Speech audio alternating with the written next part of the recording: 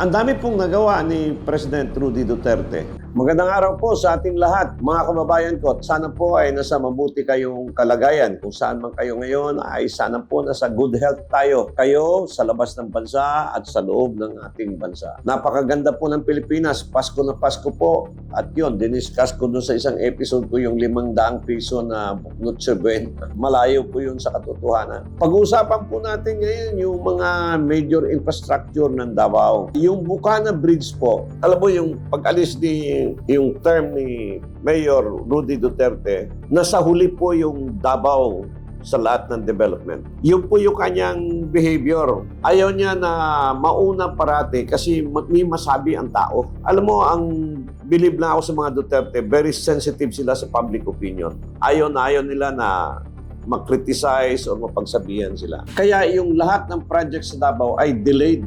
Yung iba nga, nahirapan pa. Kasi nawala na siya, hindi na nalagyan ng budget. Pero yung ibang lugar, napakaganda na. Yung Cebu Airport, yung tulay ng airport sa Bicol Region, yung Central and Northern Luzon, yung bypass road ng Tacloban, bypass road ng Tacloban, I've been there, Sorsogon, coastal area.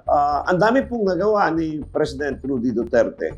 Dito sa Davao, meron din po siyang mga naiwan at ito po yung status at ginagawa pa ngayon. Number 1, yung Bukana Bridge, 99% kompleto na. Binisita po ni Undersecretary Mil Sidain ng Department of Public Works at maganda naman pagkagawa. Wala namang reklamo under itong mga foreign-funded project by Undersecretary Mil Sidain. So, makikita ninyo sa video, nagsisimula na. Anytime, bubuksan yan. 99% na eh. So, pag naayos yan, yan ay magkukonect galing sa 3rd District, 1st District, along the coastal road, dyan ang daan, papunta sa District 1, yun sa poblasyon ng Davao, sa sentro. Then, tutuloy-tuloy po yan hanggang sa Agdao area, yung road na yan. Then, pagdating dyan sa Agdao area, sa 2nd District, sa distrito ko, tatawid din yan sa tulay papuntang Samal Island. Naunaan po tayo ng Cebu, yung Davao na late kasi ang dami ng mga bridges sa Cebu na ginawa ni President Rudy. Pero na-delay tayo. But nakasama po natin yung Consul General, Consul General ng China, si Madam Zhao. At pinakita niya sa akin yung picture. Yung pera na yan ay pinahiram ng China sa Pilipinas. At yan po ay matatapos na rin. At makikita ninyo dito sa video. Meron ding ginawa, ito naman JICA, Japan International Cooperation Agency, yung tunnel. Dadaan po sa ilalim ng bundok, binutasan ng government. Dito sa lungsod ng Davao, doon po lalabas hanggang Digos area. Matatapos na rin po yung MAA Magtuod flyover.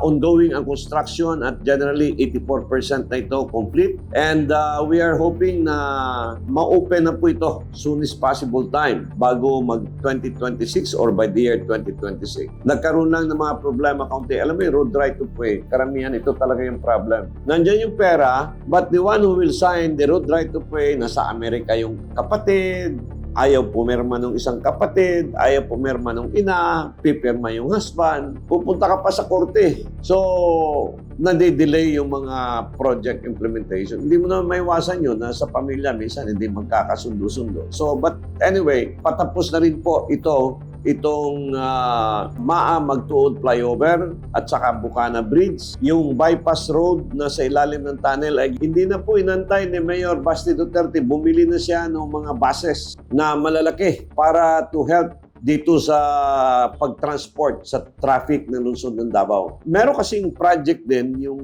Pilipinas and Davao City, utang din ito, pinahiram. Pero kailangan ng counterpart galing sa national government. Yung City of Davao, nandiyan yung pera, ibibigay na namin. Unfortunately, kailangan din ng counterpart galing sa national government. Kung bibigyan ba nila ng pera ito, nagbabago ang panahon dahil maybe, I hope, hindi politikahin at walang politika. Ituloy sana ito ni President Bongbong Marcos para tuloy-tuloy na rin yung pautang. Ito po yung parang nakita nyo sa New York, merong bus station na malaki. Lahat ng tao pupunta doon, tapos yun na sinasakyan nila. Morning and afternoon. Then pagkatapos niyan, pupunta na sila sa main road. Iba magtataksi, iba maglalakad.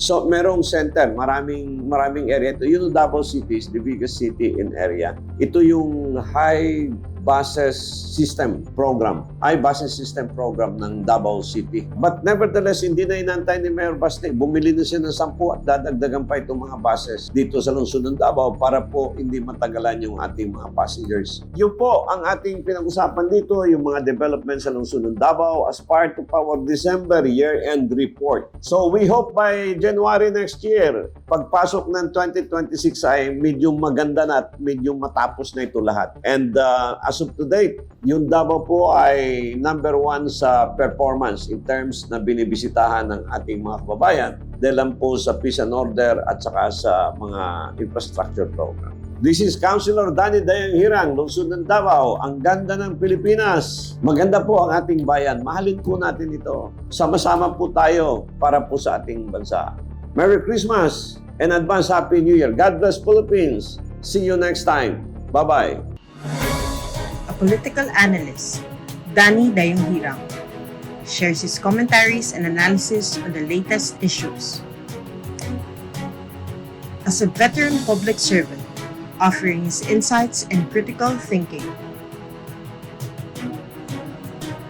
As an educator, he speaks the truth that matters. Our seasoned legislator, Danny Dayang Hirang, is live every Monday, Wednesday, and Fridays at 6:30 to 7:30 p.m. via Facebook. Follow us on our social media platforms for more details. Mahalin natin ang Pilipinas.